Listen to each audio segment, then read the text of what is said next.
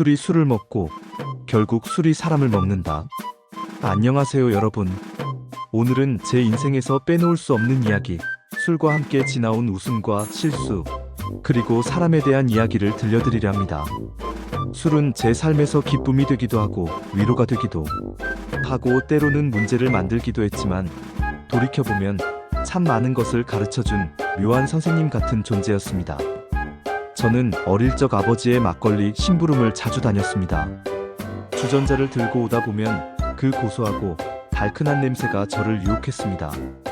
결국 참지 못하고 주전자 주둥이에 입을 대고 한두 모금 훔쳐 마신 것이 제 인생 첫 술이었습니다. 그때는 몰랐습니다. 이 작은 호기심이 평생 이렇게 많은 이야기를 남길 줄은요. 군에 처음 들어갔을 때 선배들이 묻더군요. 술 마시냐? 담배는 피냐?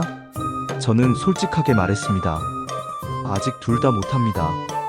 그러자 선배 한 분이 배를 잡고 웃으면서 말했습니다. 여기 밥 먹고 숭늉도 못 마시고 그리고 또 숨도 못 쉬는 천연기념물 하나 왔다. 그 말이 끝나자마자 소주잔이 제 앞에 놓였습니다. 이거 술이 아니라 숭늉이다. 마셔. 담배는 더 황당했습니다. 입에 물리고 코를 꽉 쥐어버리니 숨을 쉬려면 입을 벌릴 수밖에 없고 그 순간 담배 연기를 그대로 빨아들였습니다. 그게 제 첫 흡연이었죠. 하지만 첫 딸이 태어난 순간 담배 연기가 갓난 아이에게 해롭다는 말을 듣고 나서는 저는 바로 금연했습니다. 그 순간을 계기로 단번에 끊었고 그 뒤 누가 저에게 얼마나 오랫동안 금연했느냐고 물으면 저는 바로 큰딸의 나이를 연상했습니다. 큰딸도 이제 새 아이의 엄마로 50을 바라보는 나이가 되었으니 저도 50년 가까이 단 한 모금도 피지 않았습니다. 사람들이 그러죠. 10년 금연하면 세계여행 간다고. 그럼 저는 50년을 금연했으니 우주여행을 해야 하는데 담배 연기처럼 전부 증발해버렸습니다. 잔고에는 담배 연기 한 모금도 남아있지 않더군요. 그래도 이 금연 결정은 제 인생 최고의 선택 중 하나입니다. 군에서 음주사고로 크게 혼난 뒤 대대장님 앞에서 맹세했습니다. 앞으로 소주는 3잔만 마시겠습니다. 그때는 금주 약속을 무조건 해야 할 상황이었지만 그 약속을 지키는 것이 얼마나 어려웠는지 술 드셔보신 분들은 아실 겁니다. 더운 여름 훈련 끝나고 온몸에 땀이 줄줄 흐를 때 살얼음이 살짝 낀 시원한 맥주 한 잔이 얼마나 맛있는지, 그리고 저녁 무렵 푸짐하고 싱싱한 회 한 접시와 소주를 생각하면 왜 제가 소주를 3잔만 마시겠다고 말했는지 아실 겁니다. 이렇게 시원한 맥주 한 잔과 옆에 놓인 싱싱한 회 한 접시와 그리고 그 옆에서 살짝 기다리는 소주 한 잔.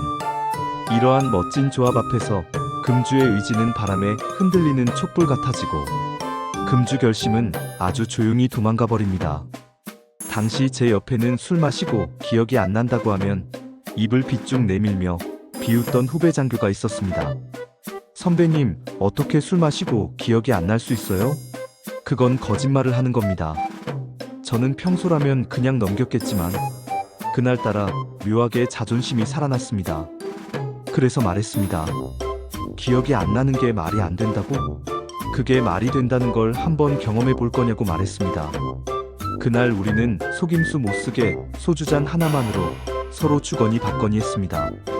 항상 상대가 2-3잔 마실 때 후배는 한 잔만 마셔. 취하지 않던 그 후배는 그날만큼은 꼼짝없이 끝장을 보게 됐죠.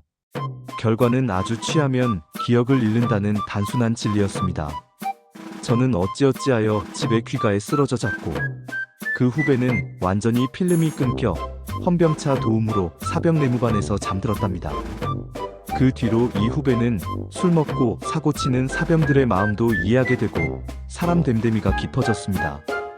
이 후배는 참 운이 좋던 사람이었습니다. 대대 회식 때마다 행운권 추첨을 하면 우리 부부의 행운권은 항상 꽝인데 이 후배가 저는 서울 여자친구 만나러 가야 합니다 하며 넘겨준 행운권에서는 꼭 뭔가가 걸렸습니다. 그 시절 유행하던 에어포트도 이 후배 덕분에 우리 집으로 들어왔습니다. 저는 늘 이 후배는 앞으로도 잘 살아갈 사람이구나 하고 생각했습니다.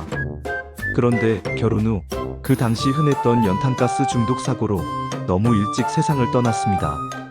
그 후배의 웃음과 말투, 그리고 행운권을 건네주던 뒷모습이 아직도 제 마음속에 그대로 남아있습니다.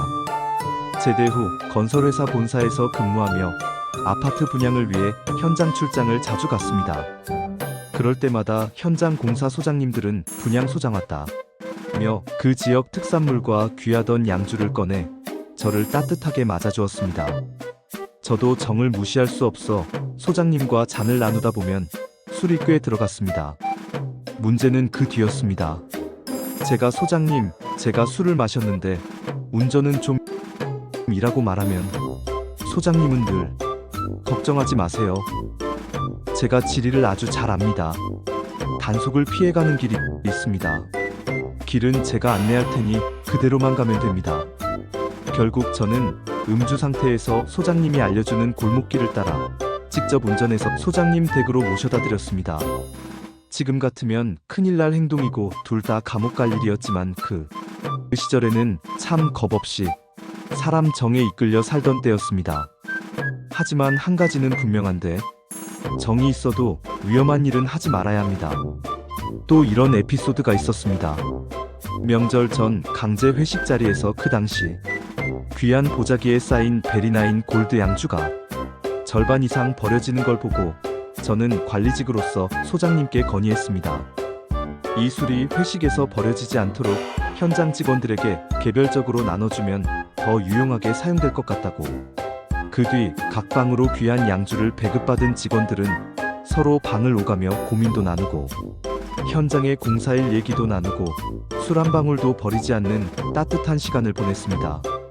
한 번은 술이 귀한 사우디에서 암시장에서 구한 술을 외국 감독관에게 전달하니 그 친구가 You saved my life라며 좋아하였고, 그 후에 우리 현장의 공사 기간을 합법적으로 늘리는데 도움도 받았습니다. 이렇게 술은 사람과 사람 사이를 따뜻하게 이어주는 멋진 도구 역할도 합니다.